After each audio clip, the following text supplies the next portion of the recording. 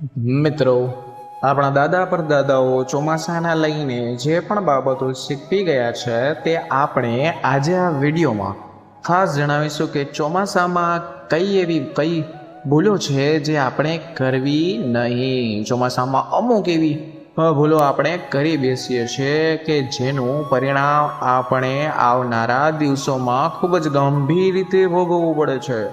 આપણા પૂર્વજોએ જે પણ કહી ગયા છે તે પ્રમાણે આજે આ વિડીયોમાં અમે તમને ખૂબ જ ઉપયોગી માહિતી જણાવવા જઈ રહ્યા છીએ. તો આ વિડીયો દરેક ભાઈઓ તથા બહેનોને ખાસ અંત સુધી નિહાળજો.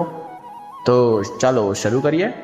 1 નંબર, ચોમાસામાં ક્યારેય પણ કોઈ પણ પ્રકારની ભાજી જેવી કે તાંજણીય કે પાલણ કે વગેરે ખાવી ના જોઈએ. ચોમાસા માટે આ ભાજી દુશ્મન સમાન હોય છે. આ ભાજી વરસાદી ઋતુમાં તમારી પાચન શક્તિને એકદમ નબળી પાડી દે છે. એટલા માટે આ ભાજી ભૂલથી પણ ખાશો નહીં. 2 નંબર, ચોમાસામાં ભૂલથી પણ 10 મિનિટ પણ ઠરી ગયેલો ખોરાક ખાવો નહીં. આવું કરવાથી તમારા શરીરમાં 1000 પ્રકારના બેક્ટેરિયા ઉત્પન્ન થાય છે અને તમને ગંભીર બીમારીઓ પણ થઈ શકે છે, જેમાં ફૂડ પોઈઝનિંગ પણ આવે છે. 3 નંબર જોઈએ, સવારમાં વહેલા અથવા તો સાંજે ભૂલથી પણ વરસાદમાં પલળવું નહીં, કારણ કે બે સમય વાતાવરણ ખૂબ જ મોટા પ્રકારના વાયરસ કરતા હોય અથવા આ સમયમાં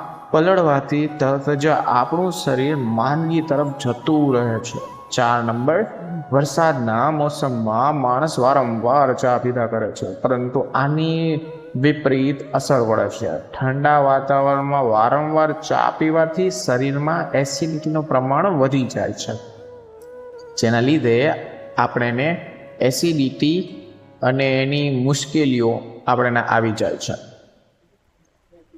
અને એનો સામનો પણ કરવો પડે છે. 5 નંબર, અચાનક જ વરસાદના પાણીમાં પલળવાથી ખૂબ જ ઠંડી ચડતી હોય છે. તેવા લોકોને ચાની જગ્યાએ ગરમ પાણી પીવું જોઈએ. ચા પીતા હોય તેવી રીતે શિપ કરીને પાણી પીવું જોઈએ.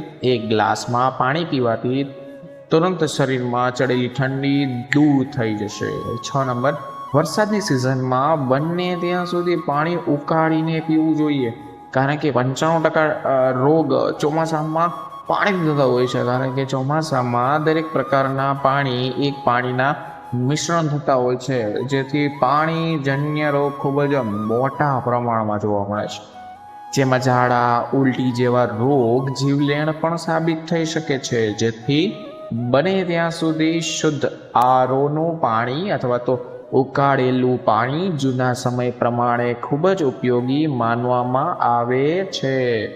6 નંબર જોઈએ તો વરસાદના પાણીમાં ફક્ત 2 જ દિવસમાં નાના મચ્છરો તૈયાર થઈ જતા હોય છે, જેથી ઘરના કોઈ પણ ખૂણામાં એ વરસાદનું પાણી ભરેલું રાખવાનું નહીં. આવનારા સમયમાં આ તમારા ઘરમાં ડેન્ગ્યુ અને મલેરિયા જેવી ખતરનાક બીમારીઓ આપી શકે છે.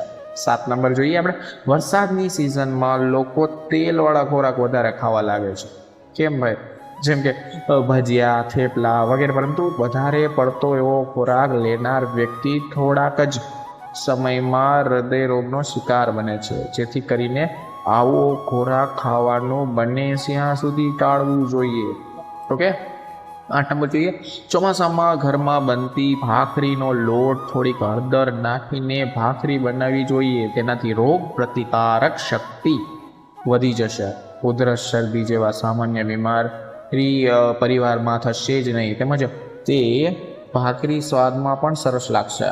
9 નંબર જોઈએ કે ચોમાસામાં કોઈ પણ અજાણી જગ્યાએ ઊભા રહેતા કોઈ પણ પ્રકારના લોખંડની વસ્તુ અડવી નહીં, અથવા તો ભીની વસ્તુને પણ અડવી નહીં, કટકવી નહીં. આવું કરવાથી ફક્ત 2 થી 3 સેકન્ડમાં જ તમારો જીવ પણ જઈ શકે છે, કારણ કે ચોમાસામાં 80% જગ્યા ઉપર વીજ કરંટ હોય છે, જેનાથી આપણા એકદમ અજાણ હોઈએ છીએ. 10 નંબર જોઈએ, ચોમાસામાં પેકિંગમાં રહેલા દરેક પ્રકારનું ખાદ્ય વસ્તુથી દૂર રહેવું જોઈએ, કારણ કે ચોમાસામાં પ્રોઝીવન આપણે પ્રોગ્રેસોન પેકેટ થઈ જાય એ આપણે જનરલ સ્ટોર હોય પેકેટમાં આવેલી વસ્તુના કારણે ખૂબ જ ગંભીર બીમારીઓ થઈ શકે છે, જેના કારણે કેન્સર પણ સામેલ છે. મિત્રો જો આ માહિતી આપને પસંદ આવ્યું હોય તો વિડીયોને ખાસ કરીને લાઈક કરજો, ચેનલને સબસ્ક્રાઈબ કરવાનું ભૂલતા નહીં, અને જેથી આવા તમને વિડીયો આપને સમયસર સાંભળવા મળે. એકવાર કમેન્ટ બોક્સમાં જરૂરથી સાચા મનથી જય માતાજી જરૂરથી લખી નાખજો, જેથી માતાજીની કૃપા આપ પર હંમેશા અને તમારા પરિવાર પર હંમેશા બનેલી રહી. ફરી મળીશું મિત્રો કોઈ નવા એપિસોડ સાથે. ખૂબ ખૂબ ધન્યવાદ. જય મા ગાત્રાળ, જય શ્રી કૃષ્ણ, હર હર મહાદેવ.